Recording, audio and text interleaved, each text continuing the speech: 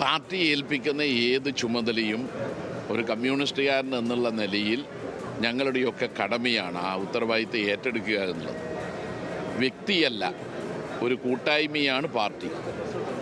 കൂട്ടായ നേതൃത്വമാണ് കേരളത്തിലെ പാർട്ടിക്ക് ഉള്ളത്. അതുകൊണ്ട് തന്നെ ഈ സമ്മേളനം കേരളത്തിലെ പാർട്ടിക്കാകെ ഒരു പുതു വെളിച്ചം പകർന്നിരിക്കുകയാണ്. വർഗീയതയ്ക്കെതിരായി വിശാലമായ മതനിരപേക്ഷ ജനാധിപത്യ പ്രസ്ഥാനം രൂപം കൊടുക്കാനും ആഗോളവൽക്കരണത്തിനും കേന്ദ്രത്തിൻ്റെ ജനവിരുദ്ധ നയങ്ങൾക്കും ബദലായ ഒരു വികസന പാതയും ഇടതുപക്ഷം ഇവിടെ രൂപകൽപ്പന ചെയ്യുകയാണ്. അതാണ് നവകേരളത്തിനുള്ള പുതുവഴികൾ എന്ന രേഖ. തീർച്ചയായും ഇന്ത്യക്ക് മാതൃകയാണ് കേരളം. ആ കേരളം മാതൃകയായതിനെ കേന്ദ്ര ഗവൺമെൻറ് സാമ്പത്തിക ഉപരോധത്തിലൂടെ സംസ്ഥാനത്തെ ശ്വാസം മുട്ടിക്കുമ്പോൾ എങ്ങനെയാണ് വിഭവ സമാഹരണത്തിലൂടെ ജനങ്ങളെ ദ്രോഹിക്കാതെ എങ്ങനെ കേരളത്തിൽ മുന്നോട്ട് പോകാൻ കഴിയും എന്നുള്ളതിൻ്റെ ഒരു രേഖയാണ് യഥാർത്ഥത്തിൽ നവകേരളത്തിനുള്ള പുതുവഴികൾ എന്ന രേഖ. അപ്പോൾ അത് കണക്കിലെടുത്തുകൊണ്ട് LDFുമായി ചർച്ച ചെയ്ത് സമഗ്രമായ വികസനക്ഷേമ പദ്ധതികൾ ആവിഷ്കരിക്കും. അതുപോലെ സ്ത്രീകൾക്കും യുവാക്കൾക്കും കൂടുതൽ പ്രാതിനിധ്യമുണ്ട് ഈ 17 പുതുമുഖങ്ങളുടെ കാര്യം വരുമ്പോൾ. അതും പാർട്ടിക്ക് വലിയ രീതിയിൽ വേരോട്ടം ഉണ്ടാക്കാൻ കഴിയുന്ന ഒരു സാഹചര്യം ഉണ്ടാക്കും അല്ലേ? അല്ല, പഴയകാല പ്രവർത്തകരുടെ അനുഭവ സമ്പത്തും പുതിയ കാല പ്രവർത്തകരുടെ പ്രവർത്തിക്കാനുള്ള ശേഷിയും ഇത് രണ്ടും ചേർന്നുകൊണ്ടുള്ള ഒരു സമന്വയമാണ് പാർട്ടിയിലുള്ളത്. എന്തായാലും എന്നേ വെക്കേണ്ടതായിരുന്നു. ഞാൻ വ്യക്തിപരമായിട്ട് 75-നേക്കാളും 70 എൻ്റെ മനസ്സിലുള്ളത്. എന്നാൽ കുറേ കൂടി ആൾക്കാർ വരും. അതേ സമയത്ത് ഒരു ട്രാൻസിഷൻ സ്റ്റേജ് ഉണ്ട്. അതുകൂടി കണക്കിലെടുത്തുകൊണ്ടുള്ള ഒരു സമീപനം പാർട്ടി കാണും.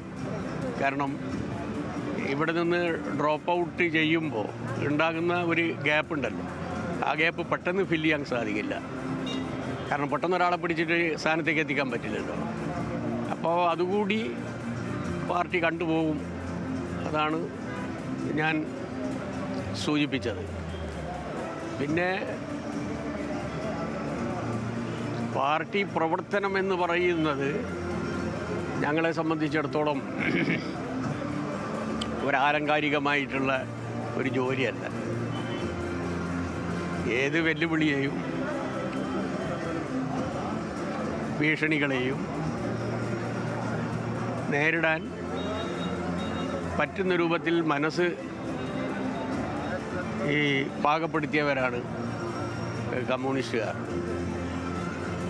അതുകൊണ്ടാണ് കേഡേഴ്സ് എന്ന് പറയുന്നത്. ആ ഗുണമേന്മ മുറുകെ പിടിച്ചുകൊണ്ട് തന്നെ മുന്നോട്ട് പോകാൻ എന്നെപ്പോലുള്ള ആൾക്കാർക്ക് കഴിയും.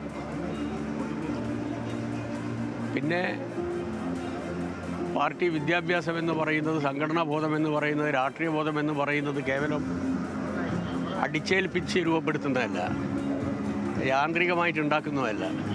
സ്വമേധയാ ഉണ്ടാകേണ്ട ഒരു ബോധമാണ്. റവല്യൂഷണറി തോട്ടും സംഘടനാപരമായിട്ടുള്ള കഴിവും. അപ്പോൾ ഞങ്ങളെ സംബന്ധിച്ചിടത്തോളം ഈ പാർട്ടി സമ്മേളനം, ഞാൻ അധ്യക്ഷവേദിയുടെ പ്രസിഡീയത്തിൻ്റെ കൺവീനറായിരുന്നു. ബെസ്റ്റ് ചർച്ചയാണ്, നല്ല ഗുണമേന്മയുള്ള ചർച്ച.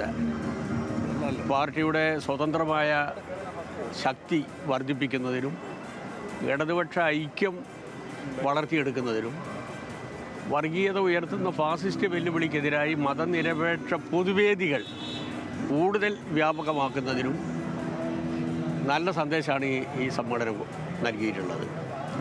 ഒരു 50% ജനങ്ങളുടെ അംഗീകാരം നേടിയെടുക്കുക എന്നുള്ളതാണ് പരമപ്രധാനമായ ലക്ഷ്യം. മറ്റൊന്ന് അസാധ്യമായത് നമ്മുടെ മുമ്പിലില്ല. ഒരു കേരളം ഇവിടെ, നവകേരളം ഇവിടെ സൃഷ്ടിക്കും.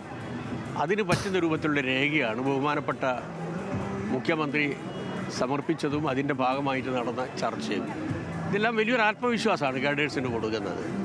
ആ ആത്മവിശ്വാസവുമായി ബന്ധപ്പെട്ടുകൊണ്ട് നാട്ടിലിറങ്ങിയാൽ സ്വാഭാവികമായും നല്ലൊരു മാറ്റം നാട്ടിലുണ്ടാവും. അത് പാർട്ടിക്ക് ഗുണം ചെയ്യും, ഒരു സംശയവും വേണ്ട. അടുത്ത തെരഞ്ഞെടുപ്പിൽ AK ബാലനാണ് മാധ്യമങ്ങളോട് പ്രതികരിച്ചത്. നല്ല രീതിയിലുള്ള ചർച്ചയുണ്ടായിരുന്നു. പാർട്ടിക്ക് കാലാനുസൃതമായി മാറ്റാൻ വരാനുള്ള ചർച്ചകളാണ് ഉണ്ടായതെന്നാണ് വ്യക്തമാക്കിയത്.